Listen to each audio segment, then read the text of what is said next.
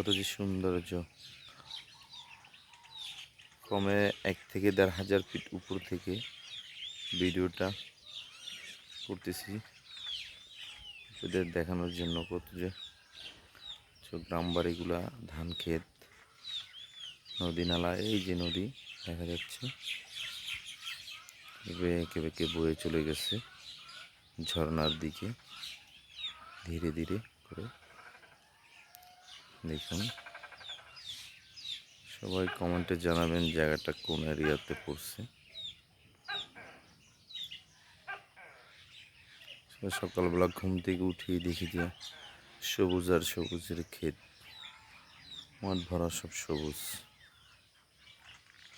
তাই এই ভিডিওটা করলাম।